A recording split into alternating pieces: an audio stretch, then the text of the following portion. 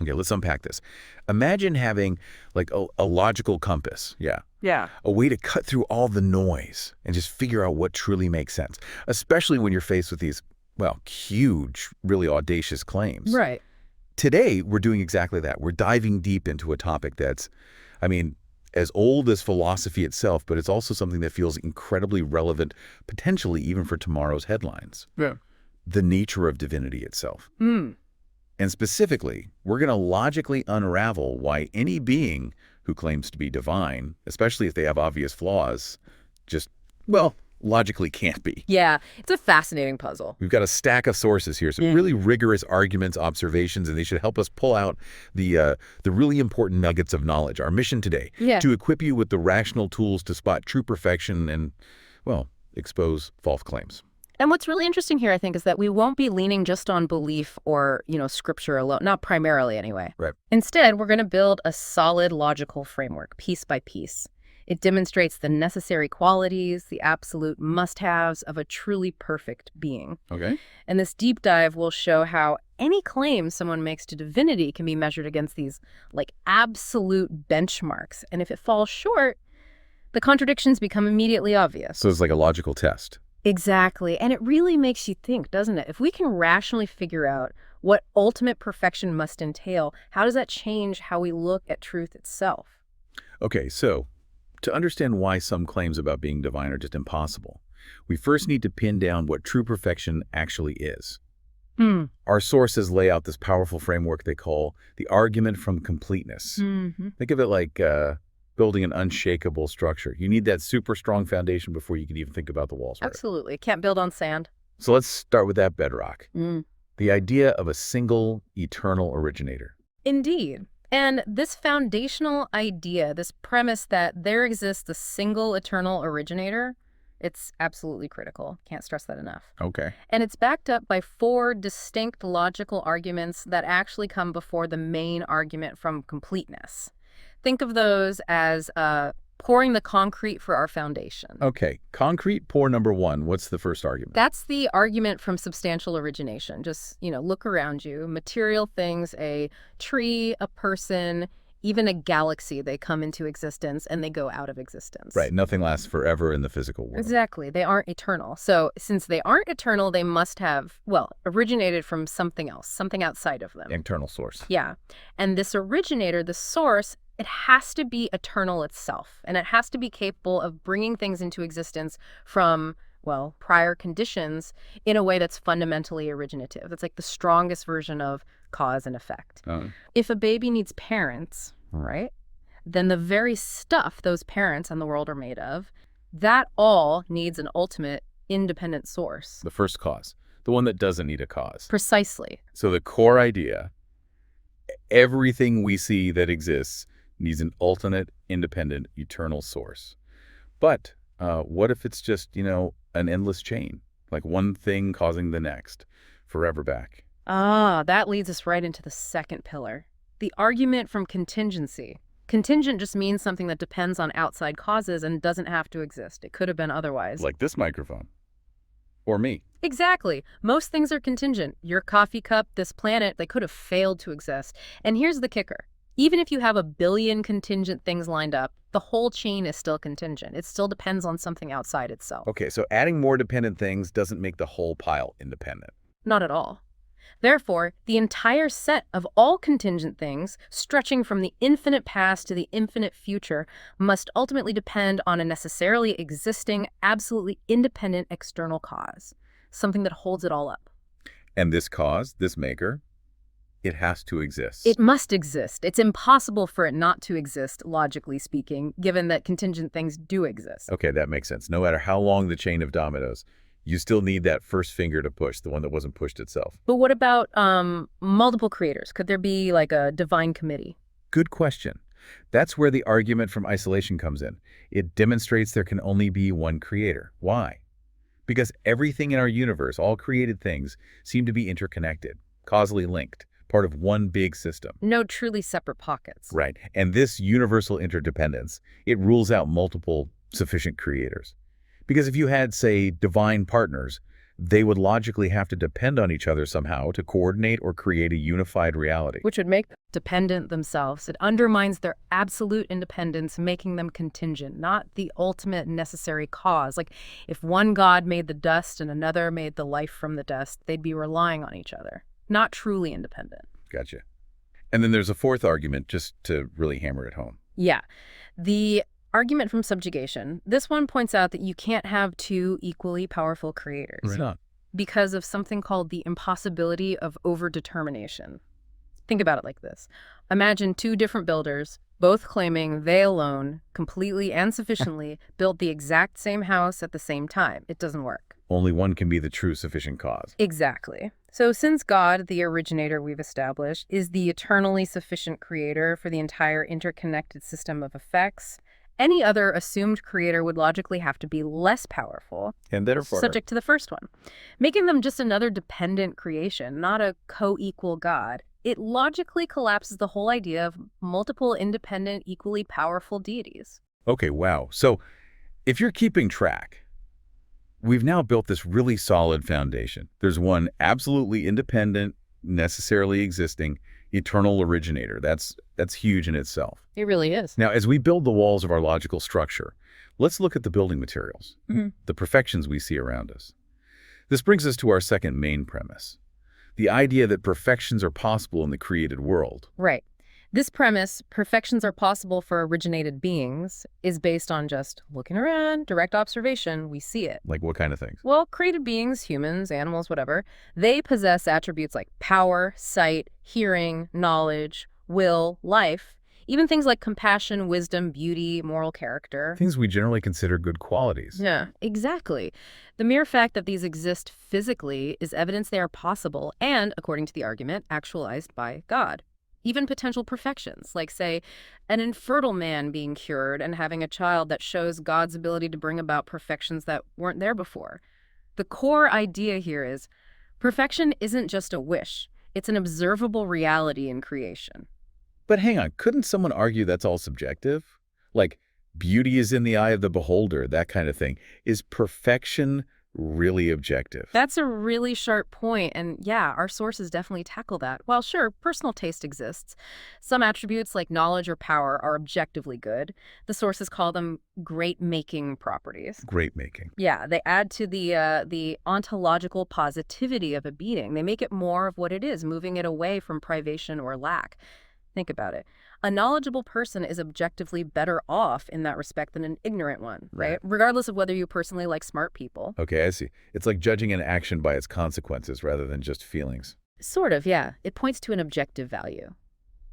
And what about the scientific angle? If everything's just atoms and energy, is perfection even a meaningful concept scientifically?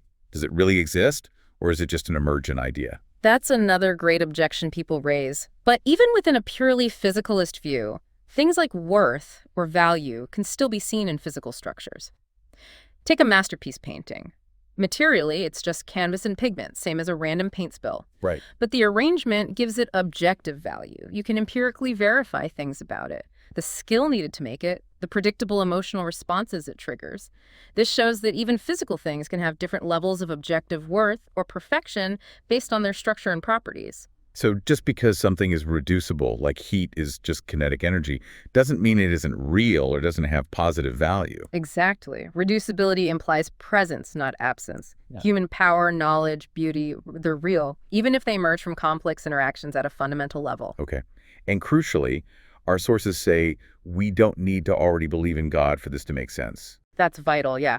Believing in God isn't required to see that degrees of perfection and moral worth exist in the world. They're sort of self-evident intrinsically there. If you had to assume God exists to argue morality is meaningful, then arguing from morality or perfection to God's perfection would be circular reasoning. We want to avoid that. Right. So the core insight, objective perfections are real, measurable aspects of existence, not just opinions. Precisely. Okay. So we've got our foundation, the single independent originator, and we know our building materials, these objective perfections we see. How do we connect the two. That's the principle of causal priority, right? Our third pillar. Like ensuring the architect is grander than the building they designed. Exactly. That's a great analogy. The third premise states, if perfections are possible for originated beings, then they are possible for their eternal originator of fortiori meaning, even more so, or with stronger reason. Okay, break that down. It basically asserts that the cause must be more perfect than its effect in the relevant ways. The giver of existence is, well, inherently worthier of existence itself, since God is the independent originator, bringing substances into existence where they weren't before. He's responsible for every single perfection found in the created world. So he must possess them too. More than that, he is more deserving of these perfections than his creations are. How is God's causing things different from, say, a human making something? Like a sculptor. That's a key distinction our sources make. Human agents, like sculptors or teachers, they only rearrange existing materials. A sculptor needs clay or stone. A teacher needs a student's mind that can learn. They depend on external conditions. They don't create from nothing. Right. But God, as the originator, literally originates substances or their states. His creative act is primary, total, fully responsible. Think of teaching again. A human teacher imparts knowledge they already have. They must possess a truer form than the student initially does. Makes sense. But when God teaches by originating the very capacity for knowledge within humans, that divine act is exponentially more perfect. So God is far, far more deserving of the attribute of knowledge itself. And this applies across the board. Yeah. To power, life, all those things. Yes. The logic extends to all those great-making properties: power, will, life, sight, hearing, speech, mercy, wisdom, justice, moral character, even love, beauty. The creator of beings that have will, life, beauty, moral sense must be more deserving of those attributes in their ultimate form. The core insight, the ultimate source of any perfection, must possess that perfection in an even higher, truer form. That raises an interesting point, though. Are all perfections created equal? Like, is a human needing to eat and sleep a perfection in the same way that having knowledge is? No, and that's a really critical distinction the sources make. Absolute versus relative perfection. Okay, what's the difference? Absolute perfections are qualities whose very meaning involves no deficiency at all. Think power, knowledge, life, sight, hearing, speech. These are just good, full stop. Praiseworthy for anyone who has them. God, logically, has the ultimate right to these. Got it. And relative ones? Relative perfections are things that are praiseworthy in some ways, maybe for certain beings, but inherently involve some kind of limitation or dependency, like eating, drinking, needing to procreate. These might be perfect for a dependent create being, like it's better for a human to be able to eat than not. Right, you need it to survive. Exactly. But for God, who is fundamentally independent and complete, possessing these relative perfections would actually diminish his status. It would introduce need, dependency. God, being essentially independent, doesn't possess these. They aren't perfections for him. That's a really clear distinction. What about that common objection, though? Where effects sometimes seem better than their causes, like a beautiful flower from plain dirt or genius child from average parents. Does that break the cause is more perfect rule? People often bring that up, but the sources explain that those natural causes, like dirt or parents, are only partial causes.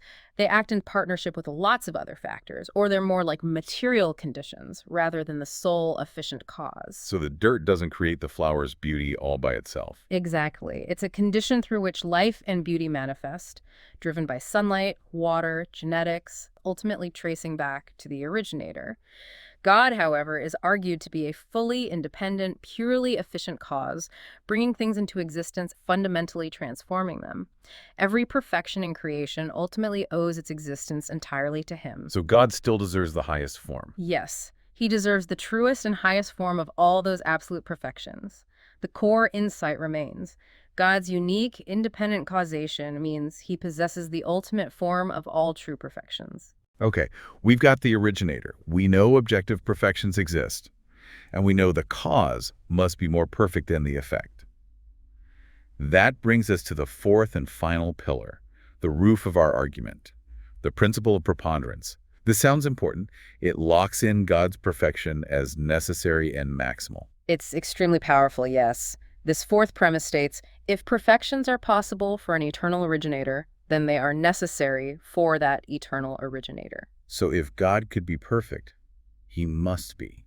How does that work? It works through the principle of preponderance. Basically says, If God could possess a perfection but also could lack it, meaning it's just a possibility for him, not a certainty, then he would logically need some external cause to push him from lacking to having that perfection. Ah, but that would make him dependent. Precisely. It fundamentally contradicts his independence and necessity, which we already established. Therefore, the only logical conclusion is that God must possess all possible forms of absolute perfection, necessarily meaning he can't not have them and maximally. Maximally perfect. That's a huge claim. It means there's literally no room for improvement. God can't become more knowledgeable or more powerful. That's exactly right. There's no potential for God to be more perfect than he already is. If there were such potential, he'd be dependent on some external factor to actualize it. So yes, it means maximal knowledge, knowing everything knowable perfectly, maximal power, able to do anything physically possible with no difficulty. And this applies to all the absolute perfections. Yes, will, life, sight, hearing, speech, mercy, wisdom, justice, love, happiness, even things like his activity, beauty, greatness, highness, all maximal, all necessary. The core insight. For God to be truly independent, he must be eternally, necessarily, and maximally perfect in every absolute sense. So God's perfections are stable. He can't, gain or lose them, ever. Exactly. The very possibility of God possessing these perfections is eternal. If his actual possession could flicker on and off, he'd sometimes be devoid of attributes, implying he needs an external cause to flip the switch. That violates independence. Okay, so no gaining perfection through outside help. What about from within? Could God, internally decide to become less perfect or something? Our sources address that too. He can't gain or lose perfection through, say, indeterministic internal causes. If his internal states just randomly changed, he'd still need some external decider or cause to guide that succession from imperfection to perfection, which again brings back dependency. His internal state, his essence, must be deterministically and maximally perfect by necessity. And what about things like needing sleep? Or forgetting? Our sources say God can't do those. Why is that a logical impossibility based on this? Right, because those imply a loss or lack of perfection. Sleeping implies a temporary lack of awareness. Forgetting implies a loss of knowledge. But if God is maximally perfect, his awareness and knowledge must be constant and complete. So if perpetual awareness is possible, God must have it. Even more so than his creations, following the causal priority principle. If beings in paradise can be perpetually awake, God, the creator of that possibility, is more deserving of it. And if he slept, the whole dependent universe he sustains would logically cease. Same with knowledge. Maximal knowledge means knowing everything knowable eternally. No room for forgetting. Okay, that leads us to a really crucial point for our specific focus today. What about illness? Can God get sick? Physically or, mentally? This is absolutely critical for the refutation we're building. Yeah. The answer is a definitive no. God can never fall ill physically or emotionally. Health, soundness, they're like life itself. They're necessary eternal attributes for a maximally perfect being, not voluntary actions or states that can change. Why not? Because any illness, whether it's a broken arm that ruins surgery or just a common cold that makes you feel weak, implies room for more perfection. A state of better health is possible. And if improvement is possible? Then the being isn't maximally perfect and would need an external cause to achieve that better state. It introduces dependency, contradicting God's essential independence. The same logic applies to psychological illness, depression, fear, anxiety. Impossible for a maximally perfect being whose moral character is also permanently perfect. Any episodic loss or gain of perfection, physical or psychological, is completely ruled out for God by this argument. The core insight is stark. Any imperfection, any lack, any dependency is fundamental incompatible with true divinity. Okay, now we bring it all together. We've built this logical structure, the argument from completeness. We know what true divinity must entail. Necessary, maximal, independent perfection, free from any deficiency. Right. The standard is incredibly high by logical necessity. So with this framework firmly in place, refuting the Antichrist's claim to divinity, it becomes not just clear, but, logically unavoidable, doesn't it? This is where we apply these principles directly to what we know about him. Exactly. That concept of a maximally perfect, independent God we just built, it stands in total contrast to any being that shows any imperfection or dependency. And our sources point to specific characteristics of the Antichrist that clearly expose him as a created, dependent, contingent being, not divine. Okay, let's get specific. What's the first major contradiction? Well, the most famous one, highlighted by Prophet Muhammad himself, is the Antichrist's blindness in his right eye. Okay, a physical defect. But it's more than just a physical defect in this context. It's a profound logical flaw in his claim to be God. Think about it. His other eye, his left eye, is apparently functional, right? And most other humans have two healthy eyes. This proves that his right eye socket, his body, accepts completion. Healing is possible for that eye. Ah, I see where you're going. If improvement is possible. Exactly. By the principle of preponderance, our premise 4, if perfection, in this case having two working eyes, is possible for the Antichrist, but he lacks it, then he would need an external cause, someone or something else, to bestow that perfection upon him. Which makes him dependent. Utterly dependent. And therefore, a created contingent being, not the independent, necessarily perfect God. Some narrations even mention his other eye will also be deficient, just in a different way. Both eyes accept completion, doubling down on the evidence against his divinity. The core takeaway is simple but powerful. An imperfect eye logically refutes a claim to perfect divinity. Wow. And how does this connect back to that causal priority principle we talked about, the cause being more perfect than the effect? It directly contradicts it. The Antichrist clearly cannot be the originator of human beings. Remember premise 3, causal priority. The cause must be more deserving of perfection than its effect in every relevant way. Right. Since most humans have two healthy eyes, any being claiming to be their divine originator would logically have to be more perfect than them in that respect, not less. His missing or defective eye is a direct violation of this principle. He can't be the source if the products are more complete than he is. Okay, that's a strong logical hit. What else? Our sources mention something about him dissolving. Yes, that's another striking point. The sources describe that when the Antichrist first sees Jesus, upon Jesus' return, the Antichrist will begin to dissolve, like salt in water, and he'll try to flee before Jesus ultimately deals with him. Dissolving like salt? That doesn't sound very divine. Not exactly. This physical disintegration isn't just, a bad day. It's undeniable proof that his body accepts completion. It can be stronger, more cohesive. Its current state is imperfect and vulnerable. So again, if a more perfect state is possible for him. It implies dependence on an external cause to restore his strength or prevent his dissolution. Once more, by the principle of preponderance, his very nature, which allows for such disintegration and implies the need for restoration, demonstrates his contingency and dependency. It flatly refutes any claim to be the independent, immutable God. The core takeaway: physical weakness, vulnerability to dissolution, needing restoration, these are absolute disqualifiers for true divinity. So even if he performs apparent miracles or wonders, those don't override these fundamental flaws. Our sources are very clear on this. Any wonders the Antichrist performs are not proof of his blasphemous claim to be God.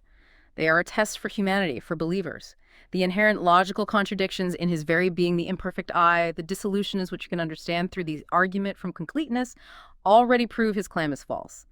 God is not a man, the argument goes, let alone a physically deficient, vulnerable one. Okay, so wrapping this up, what does this all mean for you, listening? We've taken this journey through some pretty intense logic, the argument from completeness. We established that absolute necessity for any truly divine being. It must be necessarily and maximally perfect, utterly independent, free from any deficiency, any lack. Right, the standard is absolute. And then we applied that logical framework directly to the figure of the Antichrist.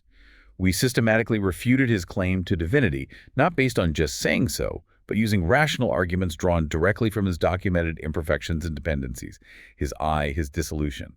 They aren't just characteristics, they're logical proofs against his claim. Yeah, it's a really compelling example of how rigorous logic can cut through even the most, audacious claims imaginable. We've seen how his physical flaws, his need for restoration, his inherent dependency, they all clash directly with the established nature of a maximally perfect, independent God. This deep dive should really arm you with a profound understanding. True divinity cannot tolerate any imperfection, any lack, any dependence. It must be self-sufficient, complete, maximal in every conceivable absolute perfection. Indeed. And that really leaves us with a final thought, doesn't it? A question for you to ponder. In a world absolutely brimming with claims of authority, claims of truth, big and small, how will you apply this framework we've discussed? This idea of necessary and maximal perfection as a benchmark. How might you use it to evaluate other claims of ultimate truth or authority you encounter?